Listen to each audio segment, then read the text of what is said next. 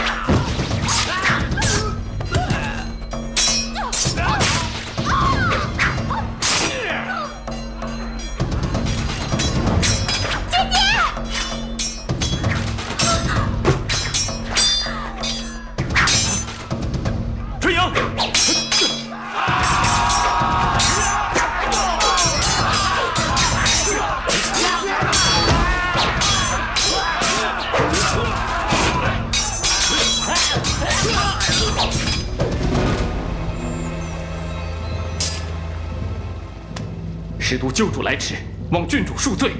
使都将军，请起。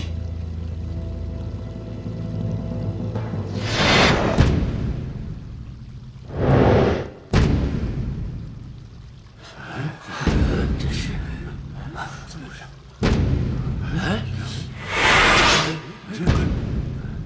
哎，快走！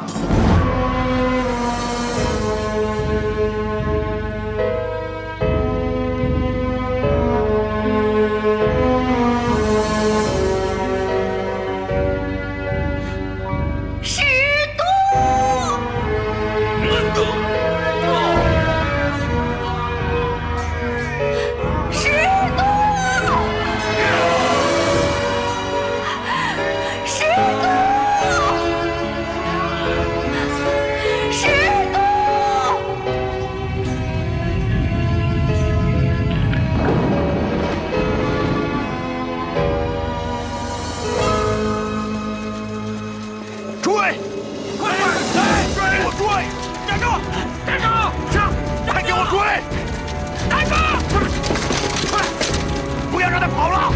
站住！快追！站住！快点！站住！站住！站住！站住！快追！快！不要让他跑了！站住！快给我追！站住！站住！站住！站住！追！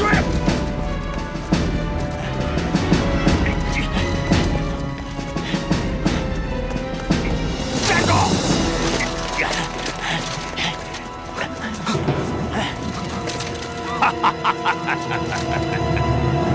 这该死的杀人魔头，这次你插翅也难逃了。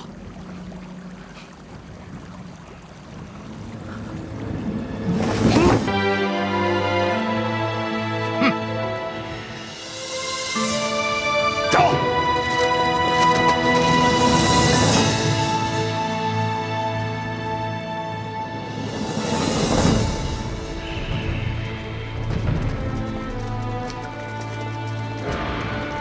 参见盟主。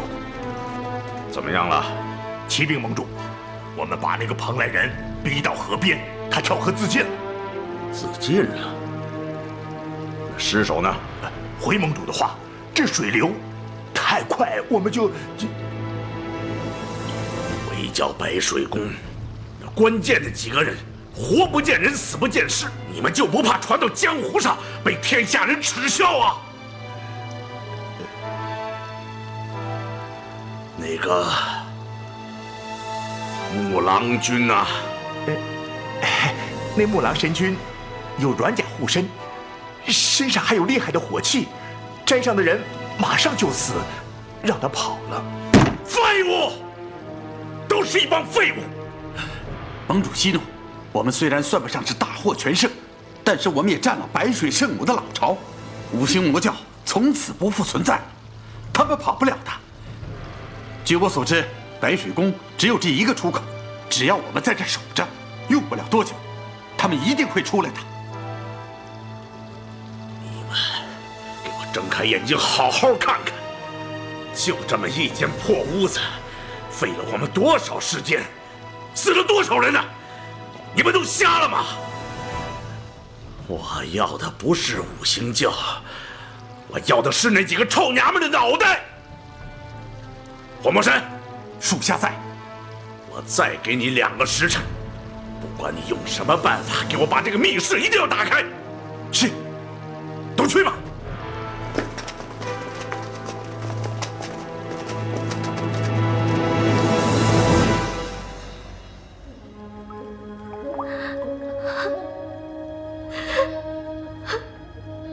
春英姐姐，小婵姐姐，都怪我太没用了，你们是为了救我才这样的，都怪我不好。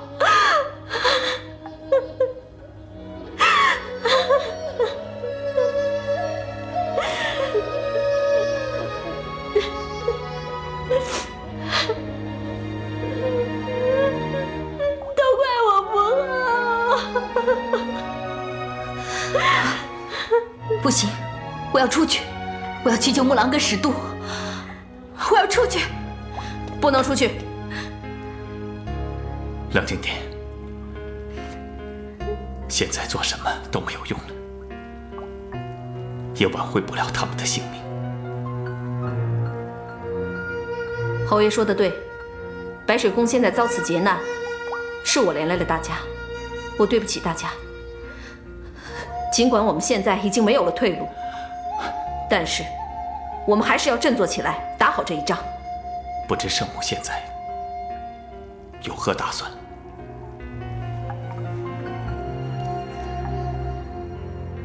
这个东西是斑斓叶，大家把它含在嘴里，跟着我走。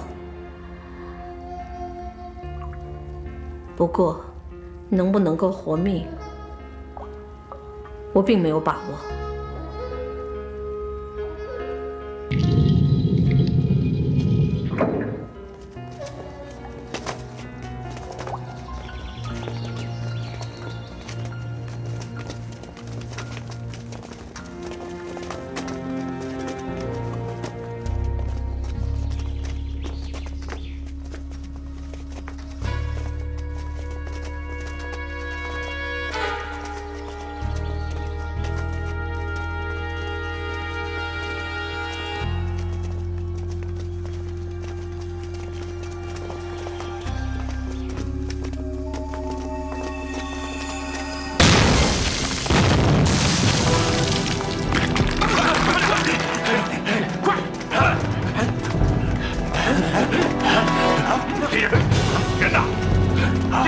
没有啊？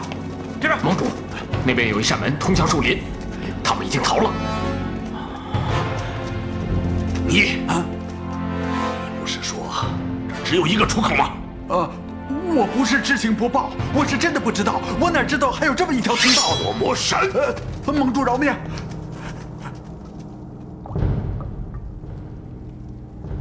放了他，起来吧。谢盟主。看来这是天意呀。这么说，你也不知道那树林通向哪儿？我真的不知道，不过小的愿意戴罪立功，带头去探路。好，我现在就成全你。啊，是，走。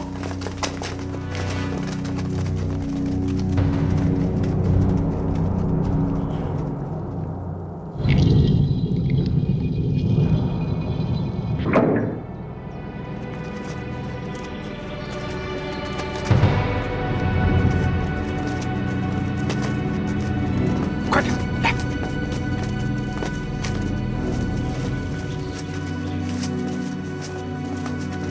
跟上。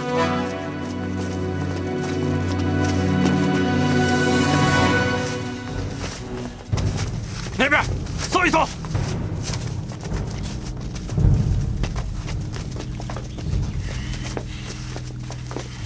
到那边看看，仔细点啊！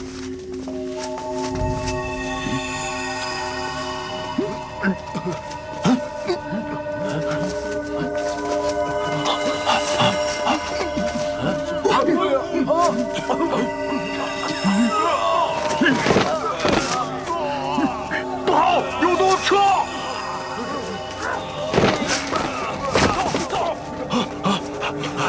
火魔神，屋里有毒，赶紧撤！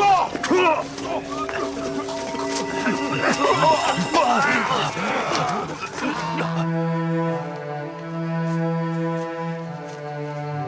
好了，危险暂时过去，大家休息一下。这是什么地方？沉香谷。沉香谷。幸好这个传说是真的。据说白水宫后面几百里的森林谷地，有个地方叫沉香谷，就是刚才我们经过的地方。这个山谷弥漫着一种不知名的雾气，这种雾气毒性很大，人吸入后必死无疑。传说有个误闯此地的药农，当时就是口含斑斓叶走出来的，他是唯一活着出来的人。今日情况危急，我们只能冒险一试。难道我们脱离危险了吗？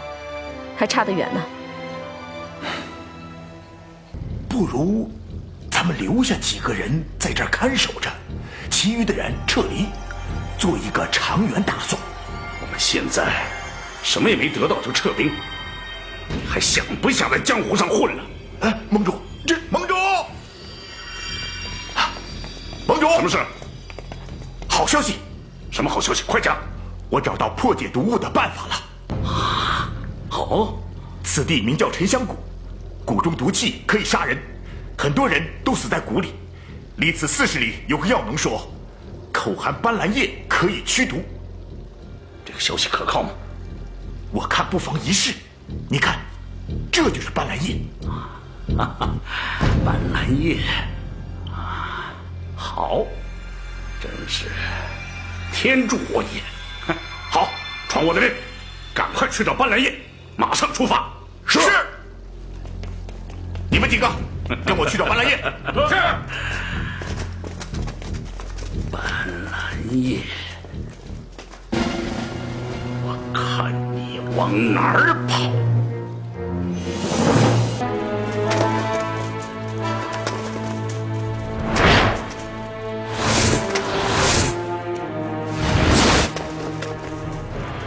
我去看看。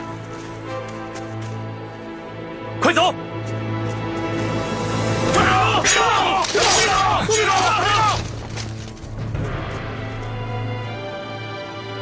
哼，正所谓多行不义必遭报应。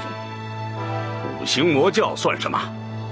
不过我们毕竟是武林正道，绝不会用魔教的卑劣手段对待你们。只要你们自废武功，远离江湖，我会饶你们一死。别说那么多废话，我们没什么好跟你商量的。我平时从来都不轻易杀人，可今天这种局面，当我者死！杀！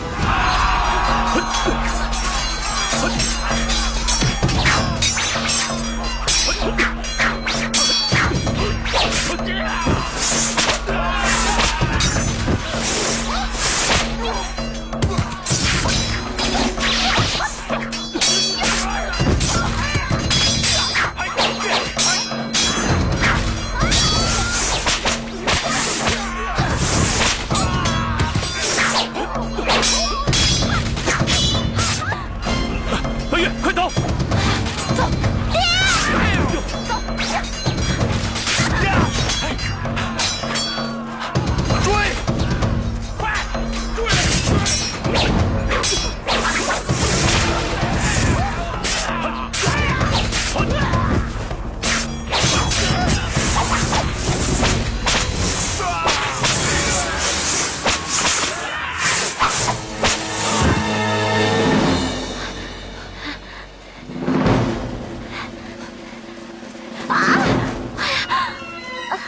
没事吧？快起来！快，走！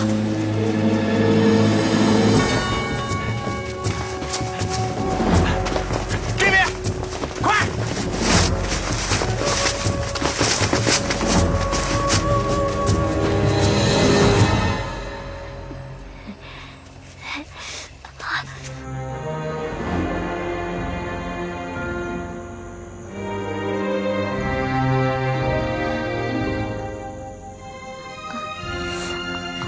你好像脱臼了啊！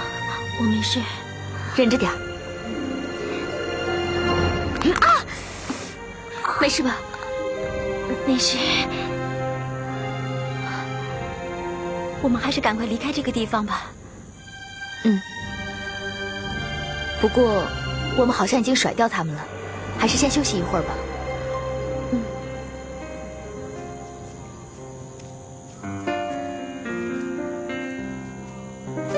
这到底是什么地方啊？我们是不是已经走出沉香谷了？圣母曾经说过，沉香谷是没有出口的。不过我不相信，我们还是再找找吧。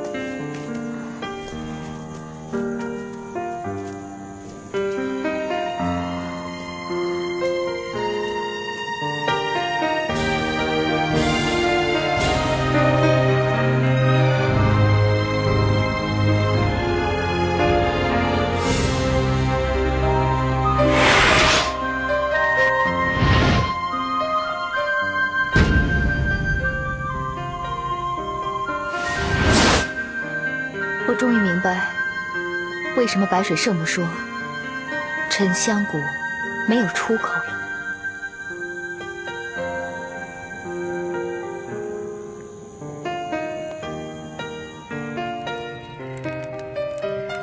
谢谢你救我。不知道奔月能不能脱险，希望有人能够救他。侯爷，你是不是还在怪我连累了大家？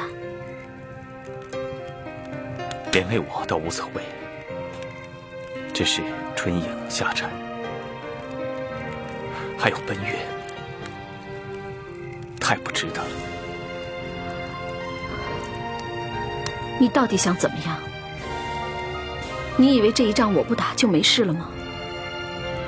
那些所谓的中原武林就会放过我们吗？天下再大，到处都被人追杀，何处能安身呢？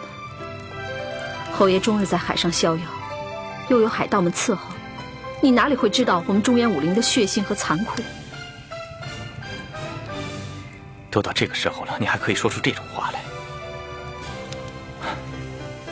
你白水宫的人全都死了，还有春影和夏蝉的性命，为什么？难道别人的性命对你来说一点都不重要吗？就没别的办法吗？现在本月生死不明，作为父亲的心情，你能明白吗？你根本就不明白。那你干脆杀了我好了。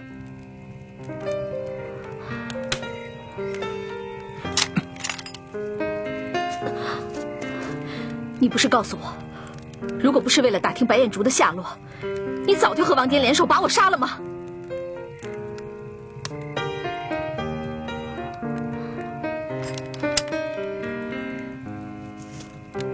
我从来没有向任何人吐露过。这么多年来，我一直都没有忘记过他。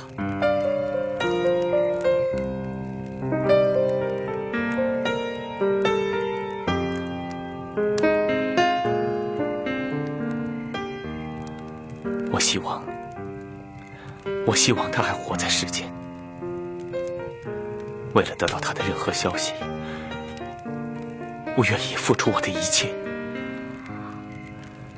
可是，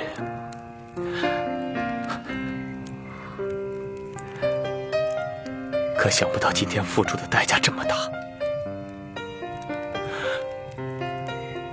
春影下产，甚至是奔月也生死不明。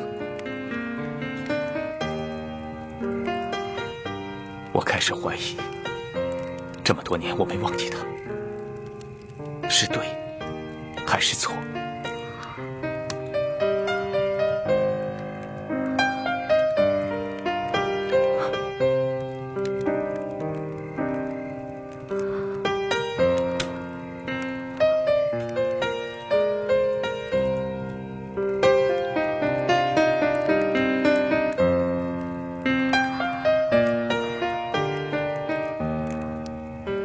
好，既然你这么有情有义，今天我就告诉你一切。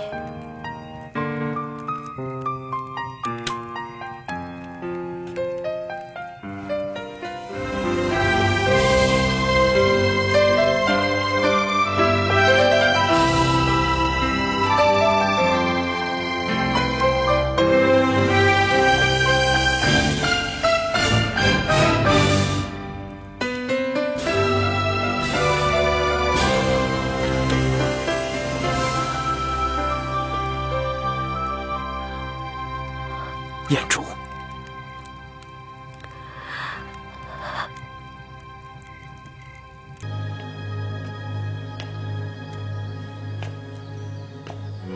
清平山庄黑袍客，一抹残阳七煞阴。严府深宅九重镜，嵩山艾草挂锦衣。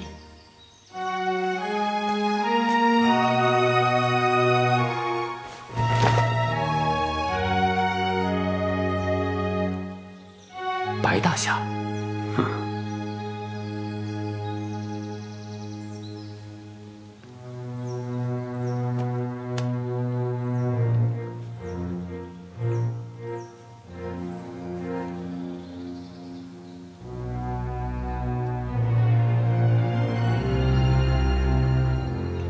真没想到，这么长时间和老夫密函联络的，竟然是木狼少侠。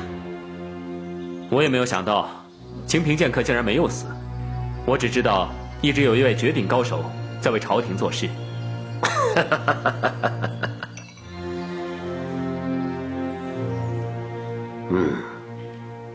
更想不到啊，木狼少侠还是锦衣卫8大督讨之一，身挂纯金腰带。其实我既是青木堡的人，也是朝廷的人。这个，老夫我就不明白了。那就不用明白了。我们最重要的是要把朝廷的事情做好。话是如此，不知老夫该如何称呼少侠？叫我木狼吧。我一直在做严大人的贴身侍卫，后来加入了锦衣卫。因为我长得像木狼神君，所以朝廷才派给我这个极为危险的任务。不过，阁下又如何瞒得过青木堡主？和青木堡中见过木狼神君的人，这个一点都不难。木狼神君不喜欢和人来往，而且青木堡中也很少有人见过他。即便是青木堡主，我见到他的时候他已经死了。况且，我本来就是他的儿子。这些都不重要。如果白大侠你真的想知道的话，改天有机会我慢慢讲给你听。现在最重要的是，我们要把朝廷的事情做好，你说是吗？朝廷派少侠加入武林，真是做得天衣无缝，实在是了不起啊！有了少侠在江湖上活动，朝廷对于江湖人士的一举一动就更清楚了。少侠机智过人，到现在，江湖上恐怕没人知道少侠的真正身份吧？这还要托严大人和皇上的福，才能确保属下平安无事。不过我也很佩服，清平剑客为了朝廷，不但自毁了几代人的基业，而且还炸死江湖，实在是令人敬佩啊！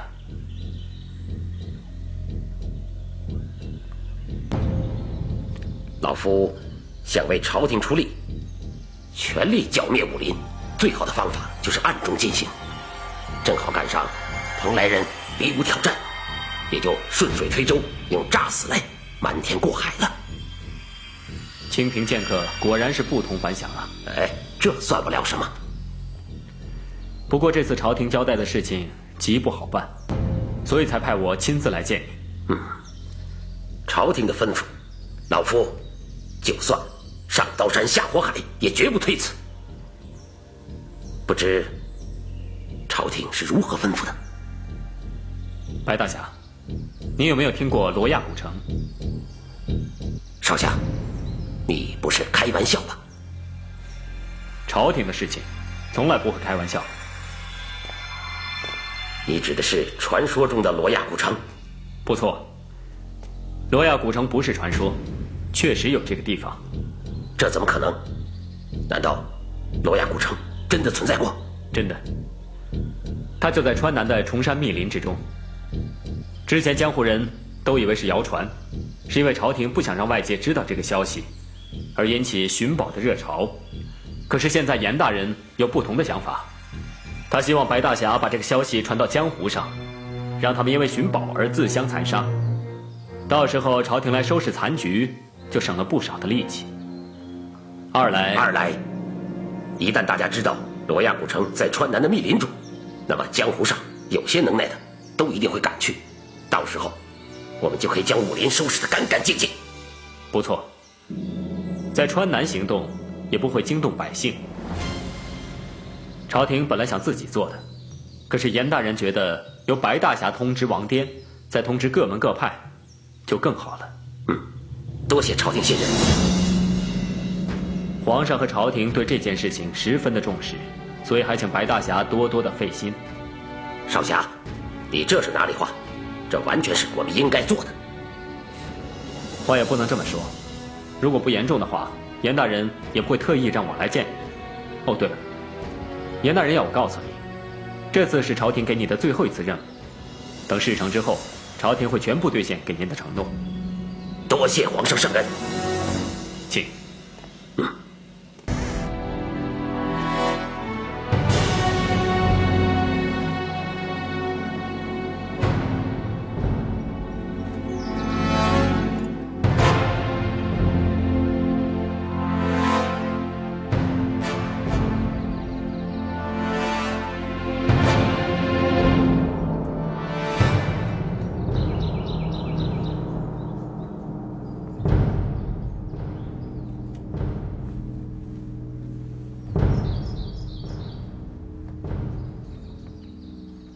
出来吧。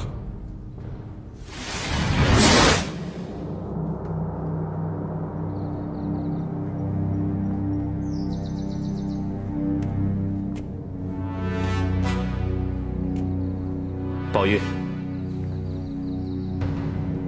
你来这里干什么？我刚好路过这儿，所以就进来看看。一派胡言！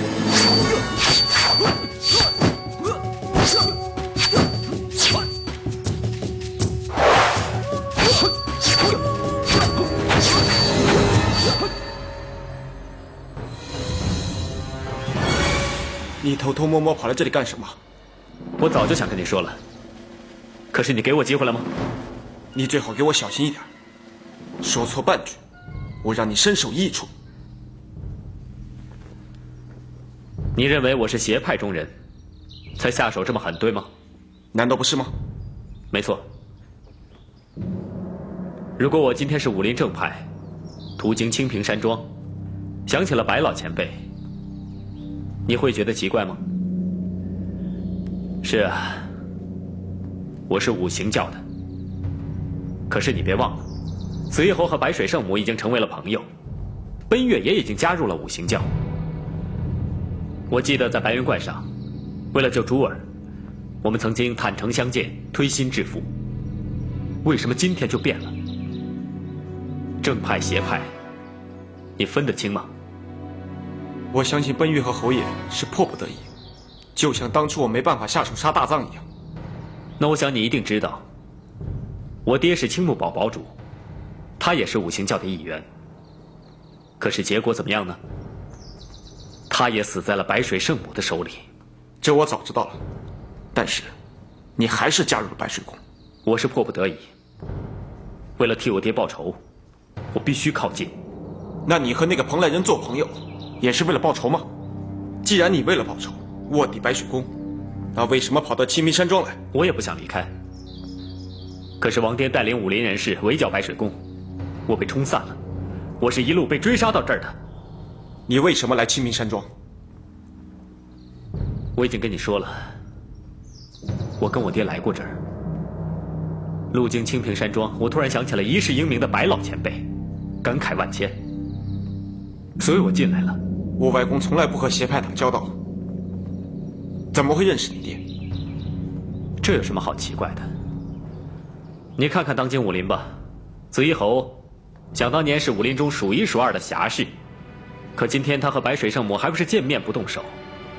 他跟白水圣母好得像朋友一样。这个世界本来就是黑白不分，更多的都是不黑不白，不清不楚。你真的认识我外公？这里是你们家最神圣、最隐秘的地方。你外婆一心向佛，常拜观音。你外公特地在此建了这间小小的佛堂，供你外婆来参拜。还有这张观音像，是你外公特意从普陀山请回来的，没错吧？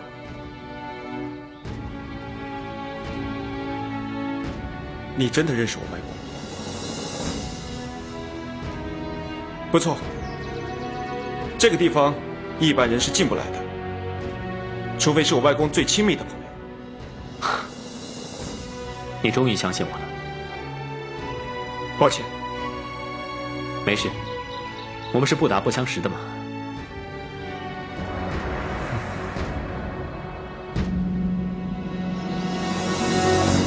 上说就是走啊！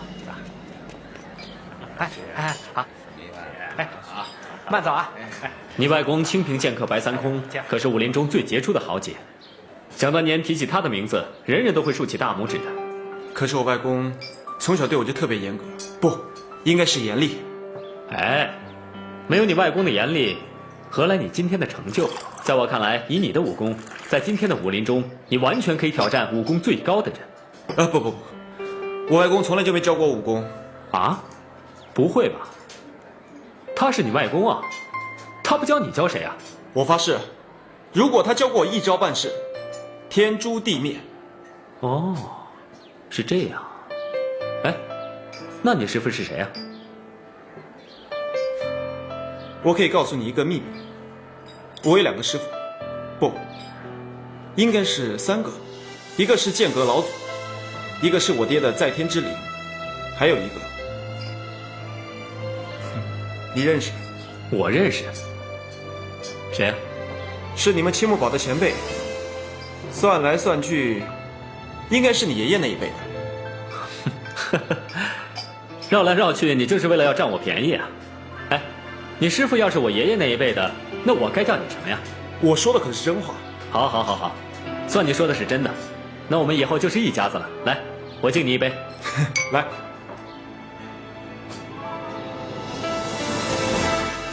这一年武林真的是翻天覆地啊！要不是我那个杀来中原的蓬莱兄弟，你外公也不会惨死。我一定会为我外公报仇的。我记得当年跟我爹到清平山庄，你外公对我们格外的照顾，我们住了好一段日子。我爹经常跟你外公切磋武功，他还指点了我不少招数呢。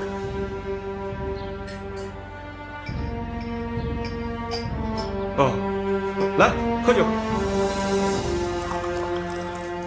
我挺佩服你的，能够伪装自己这么长时间，天天面对自己的仇人，还装出极为忠心的样子。如果是我，早露出破绽了。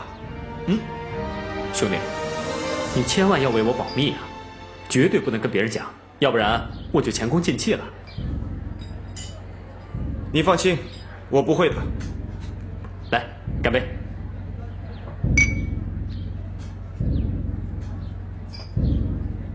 吃菜啊，吃菜。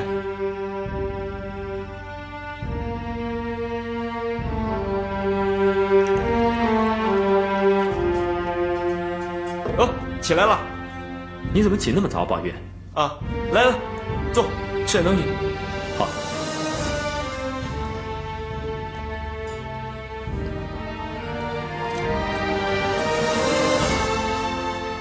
木狼兄啊，我们什么时候上路啊？上路？怎么你要跟着我吗？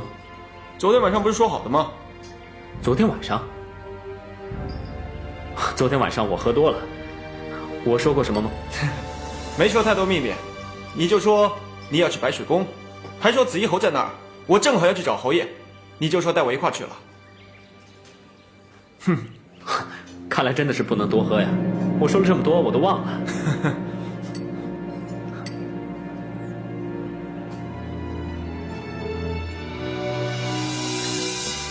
宝玉，我们不去白水宫了。不去白水宫？那去哪儿？我们去京城。去京城？圣母吩咐过了，一旦我们打散了，就在京城会合。那里有白水宫的秘密据点。为什么要去京城？朝廷一向对武林人士比较压制，那京城更是如此。这正是圣母英明的地方。所谓最危险的地方，就是最安全的地方。你想想看，如果咱们躲到了京城，王颠那票人还敢来撒野吗？皇上怎么能允许一票武林人士在眼皮底下打打杀杀呢？对吗？说的也是，说的不错。到了京城，自然有朝廷的人对付王颠他们，我们就去京城。不过这京城我可不太熟啊，这一路上就得仰仗木狼兄了。啊，那是一定的。哎，快吃东西吧。好，吃东西。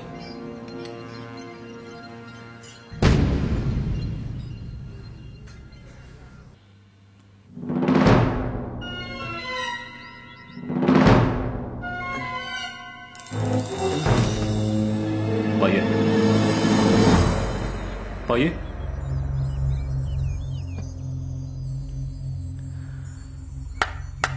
伙计，哎，来了。哎，客官有什么吩咐？我这位朋友喝多了，麻烦你扶他回去休息。拿着。好好好。哎呦，您这朋友喝的够多的。哎呀。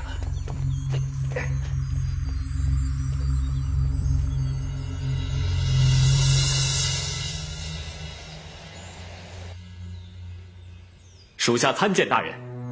起来吧。谢大人。这些日子辛苦你了，事情办得怎么样了？托皇上和大人的福，事情都办妥当了。我已经派人去搜寻罗亚古城了，只是什么？属下发现神秘人身份的时候很意外。我理解你的心情。其实如果不是这件事情关系过于重大，我不会让你亲自去接近他，当面交代的。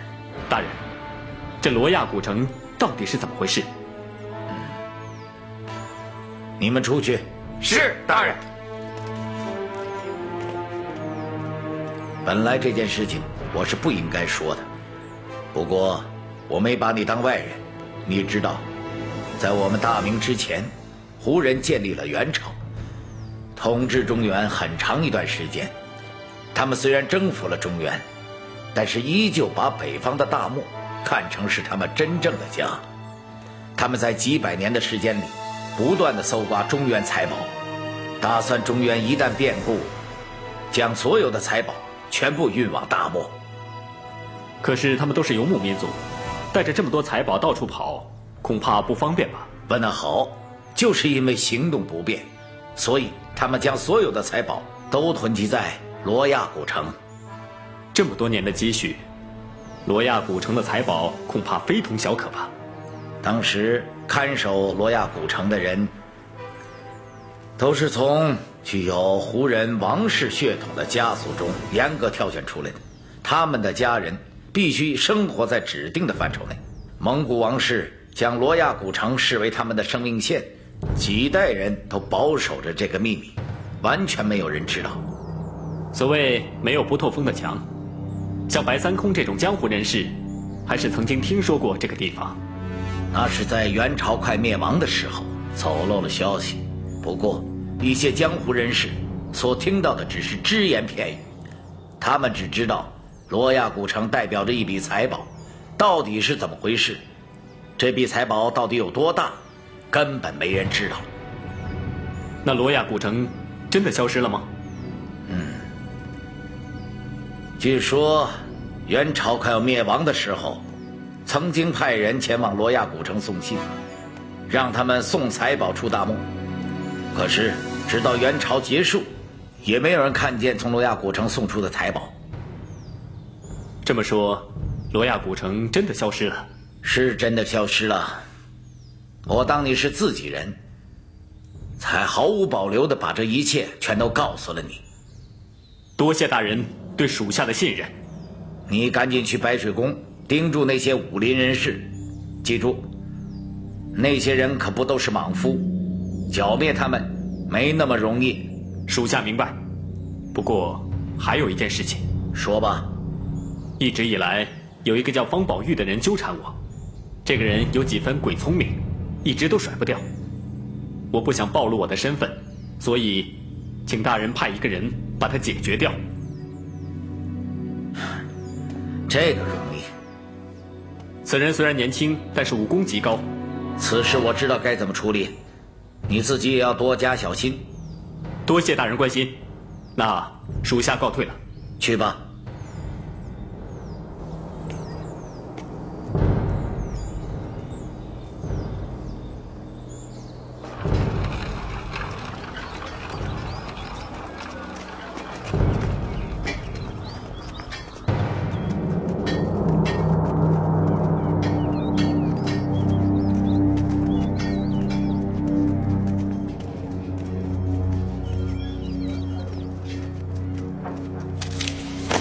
对不起。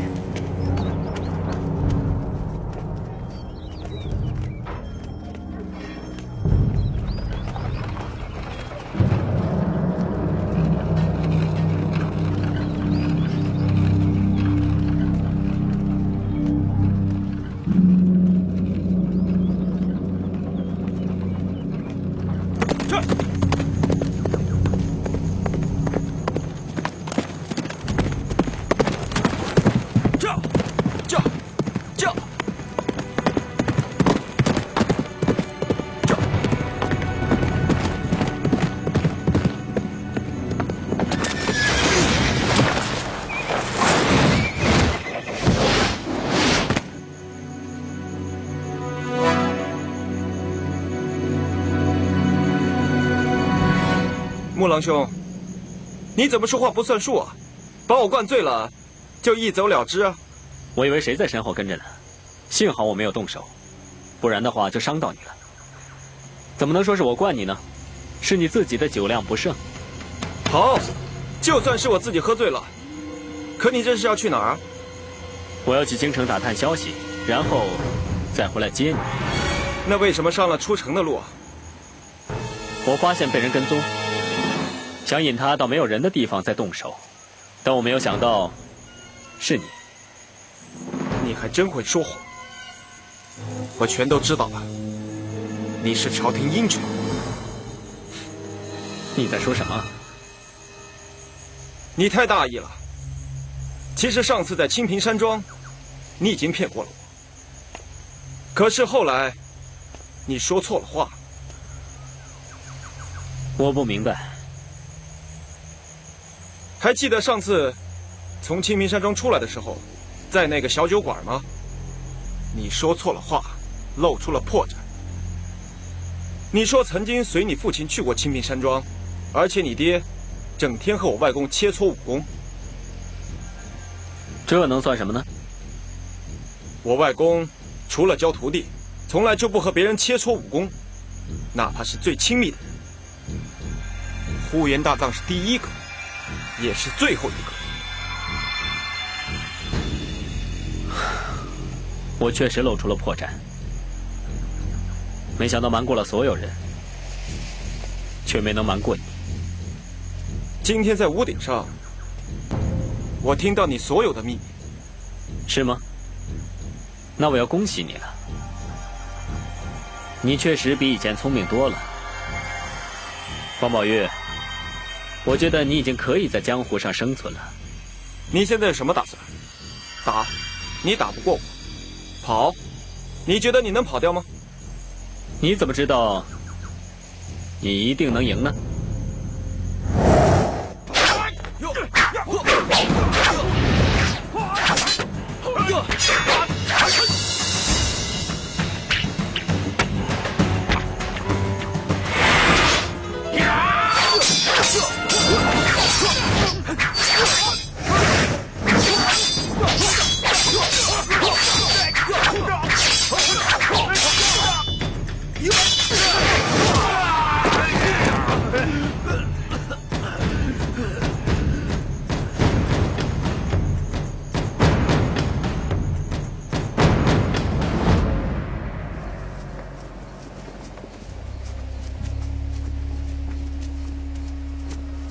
站住！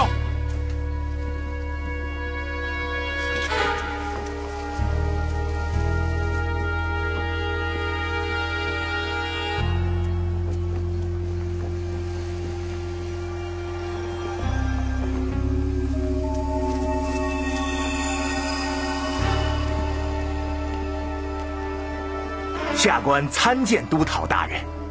起来说话。交代你的事情怎么样了？回大人的话，按您的吩咐全办妥了。前几天已经派人好不容易从药农那里打听到了进入沉香谷的方法，并且还暗暗地透露给了武当道士。没有让他们起疑心吧？大人放心，在下故意让几个士兵装成药农的样子，再假装不经意透露给道士的。他们都是当地人，没人看得出来。那现在沉香谷怎么样了？回大人的话，在下每日都派人去监视那些武林人士，他们已经攻破沉香谷了，双方打得很惨烈，死了不少人呐。哦，抓到什么人了吗？嗨，要说那些武林人士可真够笨的，一群人马出出进进，几乎将沉香谷翻了个底儿朝天。嘿，可是啊，没抓到一个人。唉，白水宫是彻底被灭了。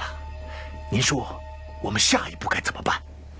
是不是要我们一鼓作气，把那些个武林人士全都灭了？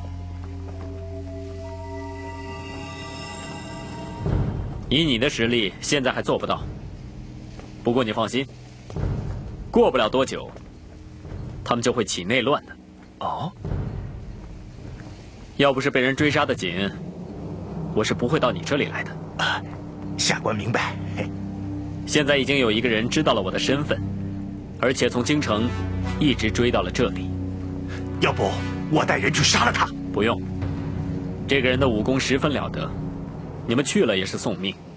督讨的意思是，素闻平凉千户军中的铁甲强弩营威力非同小可，就连胡人的1000人马队也不是敌手，是这样吗？承蒙大人抬爱，这强弩营配备的强弩可挡千军万马，唯一的缺点就是行动不便，使用起来有不少顾忌啊。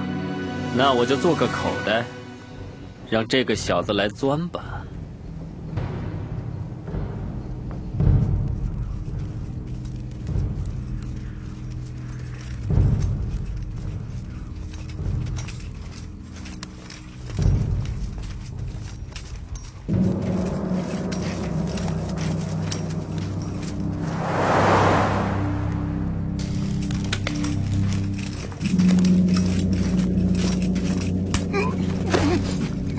我问一句，你说一句，不许耍花样。白天来的那个人在什么地方？在中院陈大人的寝帐。怎么走？上面插红旗，门口挂长灯。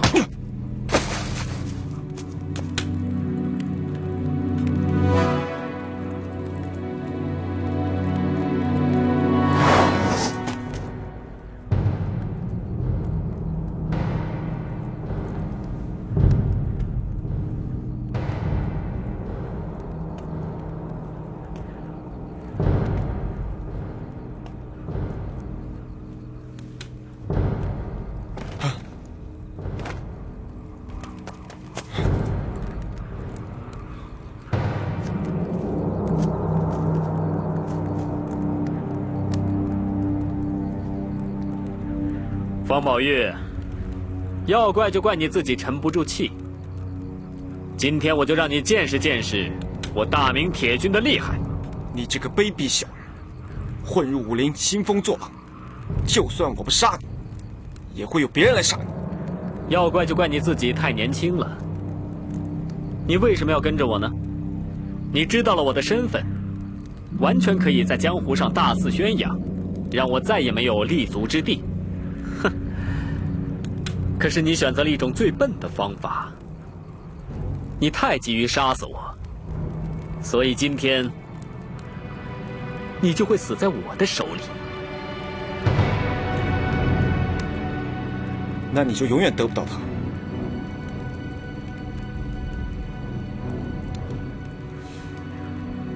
神木令牌怎么会在你手里？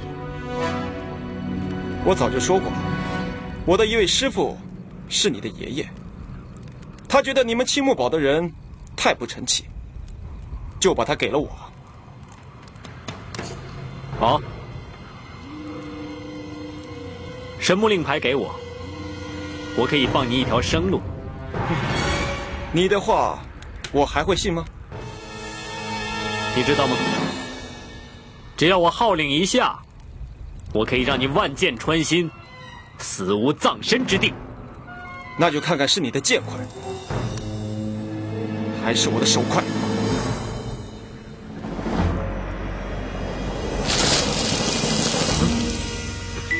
放箭！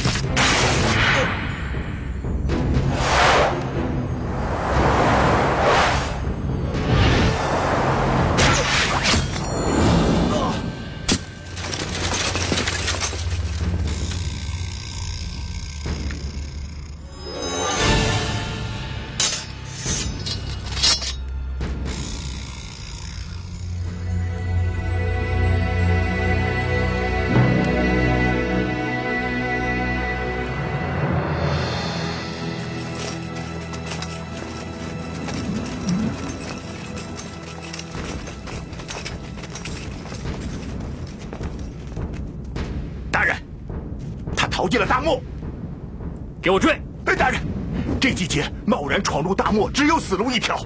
不备清水和粮草，没人敢进大漠。你敢违抗军命吗？在下说的句句事实，大人，你要三思啊！钦差人。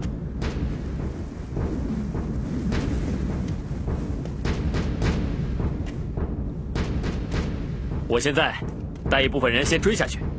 你备好水和粮草，立刻跟来。大人，万万不可！这个季节沙暴频繁，一旦失去踪迹，大人恐有性命之忧啊！你敢蛊惑军心？信不信我先杀了你？大人，他独自一人闯入沙漠，活不了3天。就算他死了，我也要见到尸体。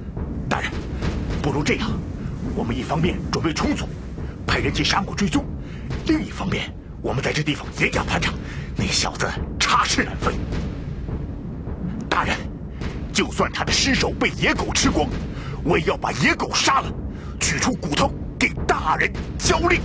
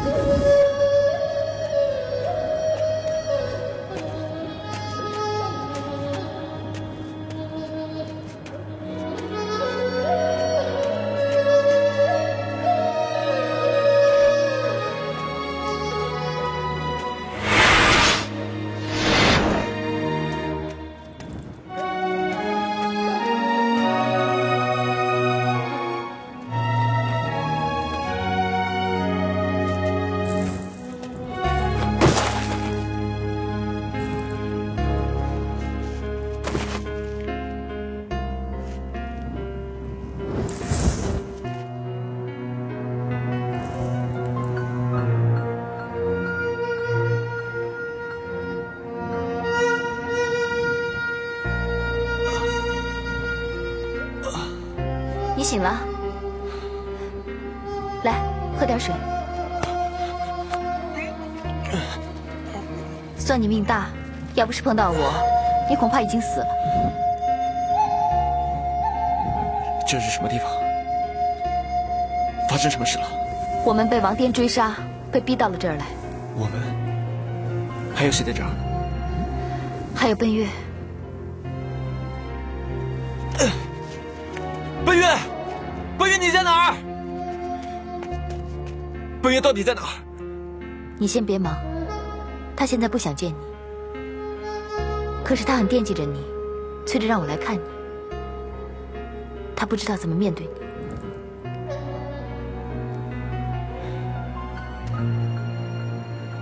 是我对不起他。告诉我，你们到底发生了什么事？我和木狼还有大藏，我们一起到了白水宫。后来紫衣侯带着春影、夏蝉也一起到了。他告诉我们，王颠带着武林中人要来围剿我们。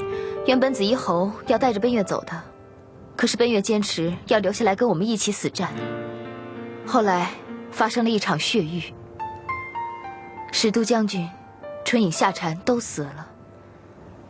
大藏和木狼为了帮助我们躲入密室，奋力抵抗，现在生死未卜。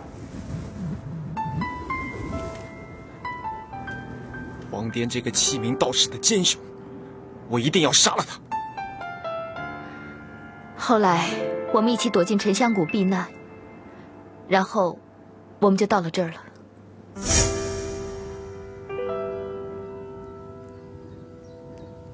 前面一片大漠，我们该怎么办呢？大宛国里常常都有沙漠跟戈壁，我知道怎么在沙漠里生存。我们真的要走进大漠，难道就没有别的办法？沉香谷到处都是敌人，我们能躲到哪里去？我对大漠的环境很熟悉，以前父王行军打仗就常带我深入大漠，我知道怎么在沙漠里生存的。只要一躲进大漠里，那些武当道人就拿我们一点办法都没有了。这里是我们最好的藏身之地。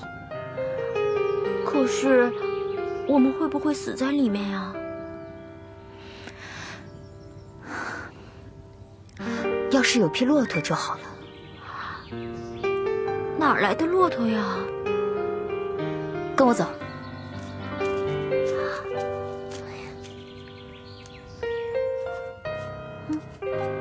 这些是干什么用的？等我们走到没有沙棘植物的地方，每隔一段时间就把这些木桩插起来，然后就可以做记号了。至于这些绣花针，在石头上磨一磨就能够指出方向。如果晚上累了的话，我们可以加一些树叶盖着，就可以当做床来休息。至于这些野果，只有在很渴的时候才能够吃。就靠这些吗？放心吧，沙漠里一定还有其他水源的，我们不会一直待在里面，一定能够活着出去。沙漠应该是我们的朋友，不是我们的敌人。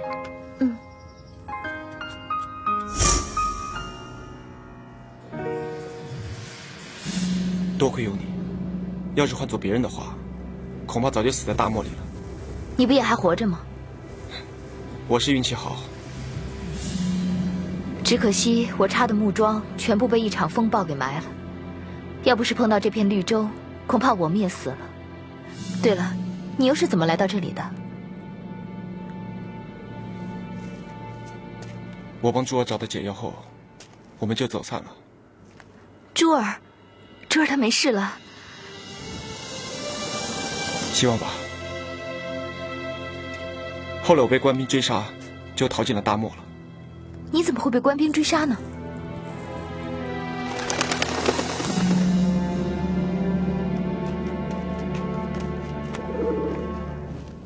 这是你的信鸽？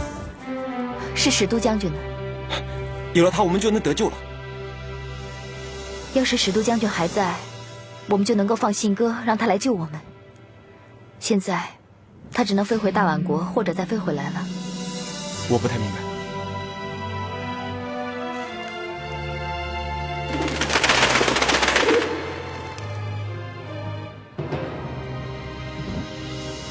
信鸽是认主人的，如果主人不在，回家也就没有意义了。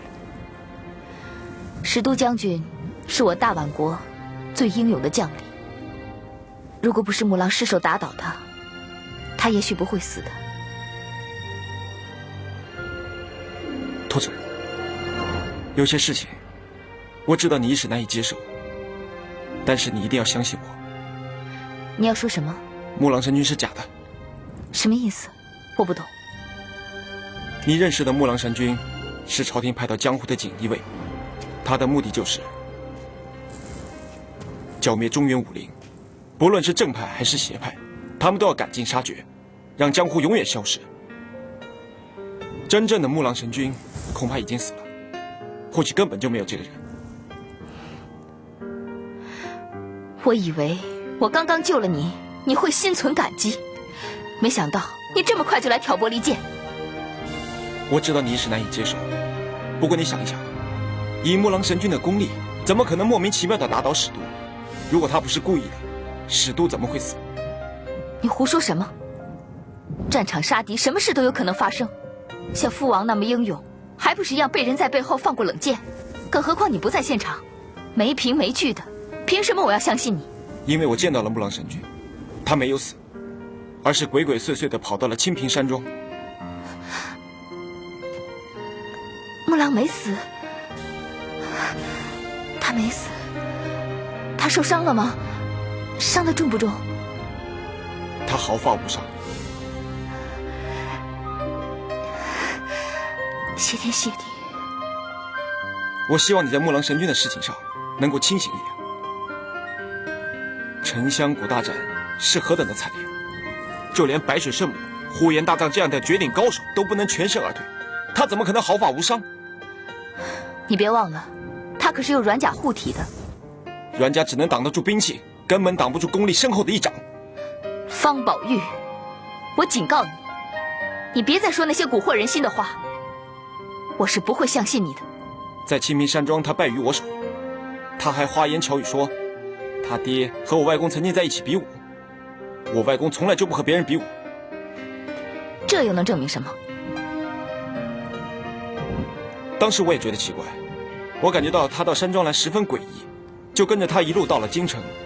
后来发现他进了朝廷重臣严嵩的家。我在屋顶上偷听了他们的一切。我受伤逃进大漠，也是因为中了他们的陷阱。他的确是锦衣卫。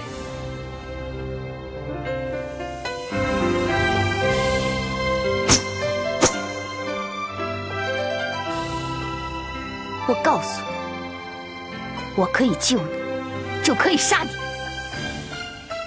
只要我们逃出大漠，我一定证明给你看。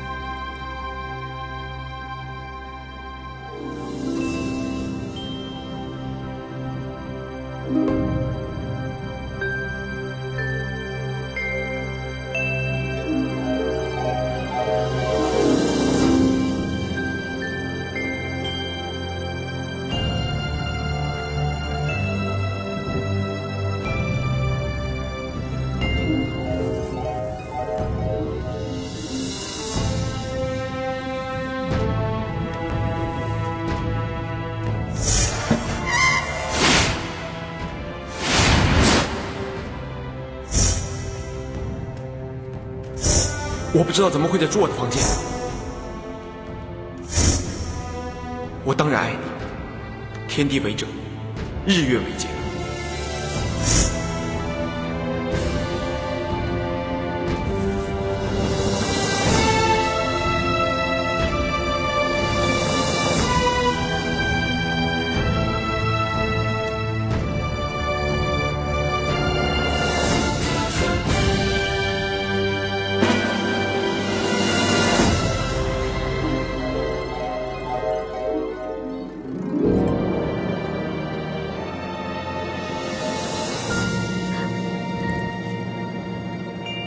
托臣让我给你送这个，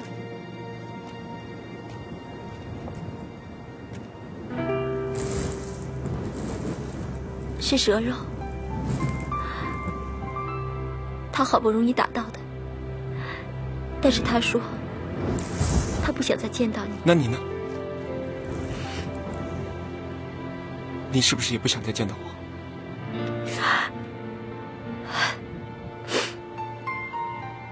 你一定要逼我说出来吗？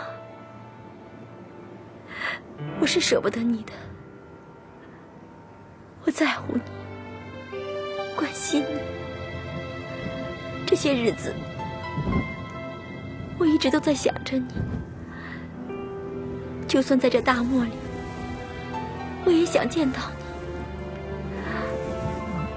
我天天祈祷，可以在梦里见到你。每次都不愿意醒来，因为只有那样，我们两个才能在一起。我怕天亮，因为天一亮，我们两个就不能在一起了。是我对不起你，奔月，你知道吗？这些日子，我也时时刻刻在想着你。我想好了，等我铲除了那些武林败类，我们就远走高飞。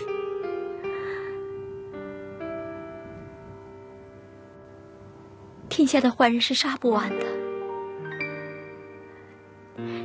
你想做一个正义的武林大侠，而我只想做一个有人疼、有人爱的小女人。你相信我，我一定能做到。我会等到你原谅我的那一天。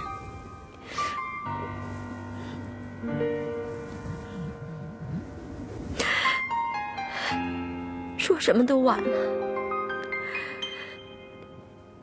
如果你能走出这片大漠，你还是好好照顾珠儿吧。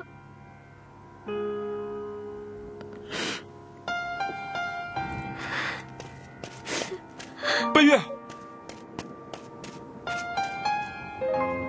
奔月。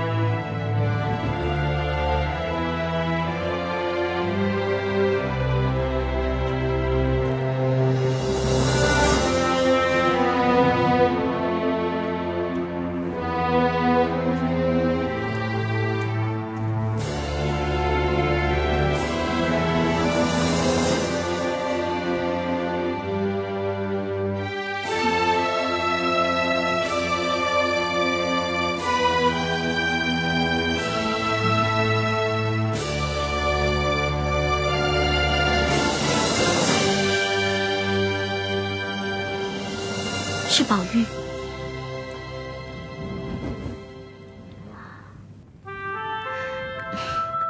一定是知道昨天得罪我们了，所以今天将功赎罪去打野兔了，就原谅他吧。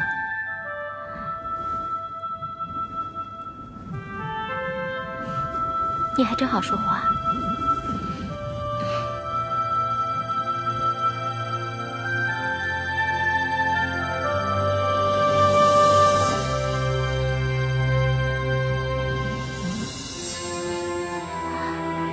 都给了我们，你吃什么？我还不饿。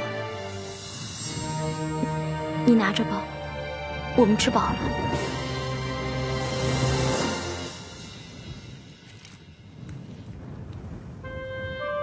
我还以为你再也不理我了。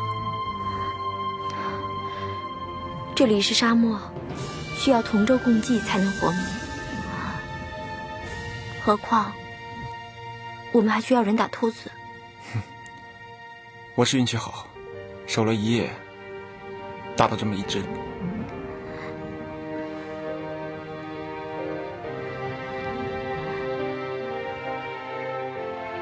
宝玉，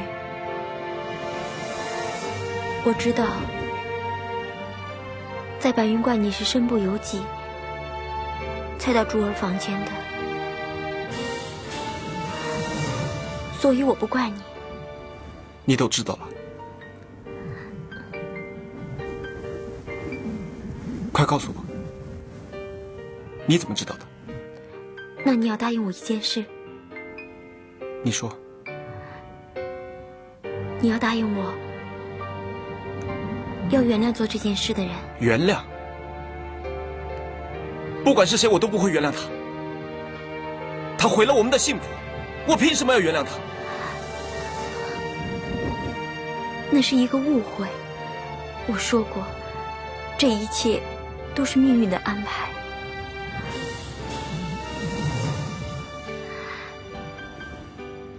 在白云观，是圣母做的手脚。这到底怎么回事？那时你要和大藏比武，王颠为了扰乱他的心智，故意说要把珠儿许配给你。这些我早知道了。王颠的计策被圣母看破了，于是那天夜里，在你练功的时候，圣母偷偷躲在暗处，施展武功，迷了你的心智。可他原本是想把你送到我的房间，但是阴差阳错，就送到了珠儿那里。你怎么会知道这些？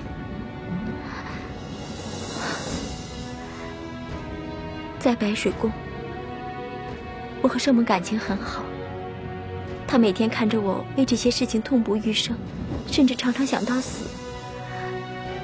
为了让我好好活着，她告诉了我一切。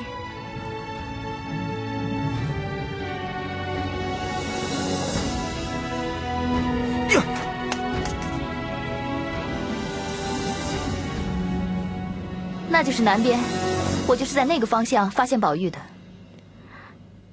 那又怎么样？当时他受了伤，又没有带水袋，所以我估计他走进沙漠没有太久。听宝玉说，他在昏倒前走了1天1夜，第2天上午又走了半天，才昏迷不醒的，并且途中遇到了沙暴。我把他拖到这里，走了2天1夜。如果说方向正确的话，那不出3天，我们就能走出去了。你不应该跟他说圣母的事。圣母是好意，希望我们能……可是你看他现在的样子，估计他是不会跟圣母罢休的。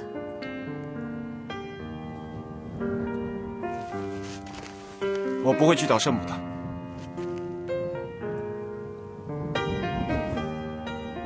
我知道这是天意，这是命。你能明白就好。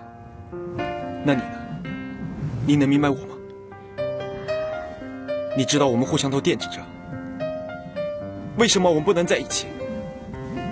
更何况现在的事情都已经清楚了。你既然能够原谅圣母，为什么不能原谅我？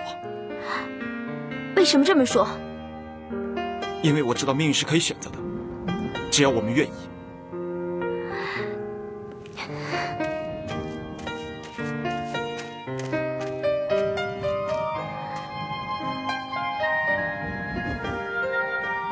你要我怎么选择？让我怎么接受你？就像当初什么都没有发生过那样吗？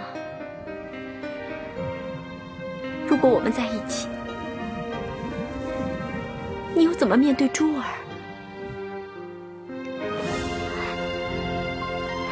当初你那么有责任感，一定要带珠儿去疗伤。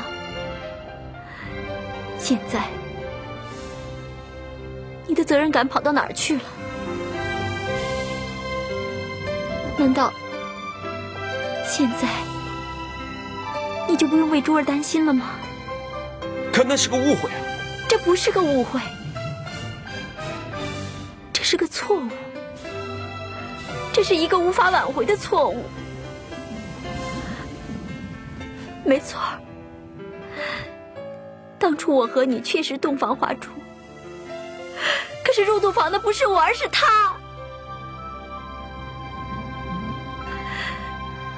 好了好了，你们两个别吵了。这是什么地方？还在这儿女情长？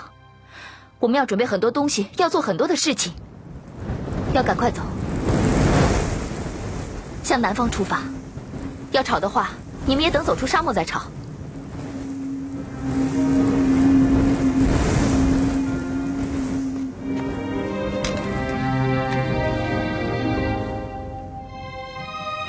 快走吧，晚上疾风就不好了。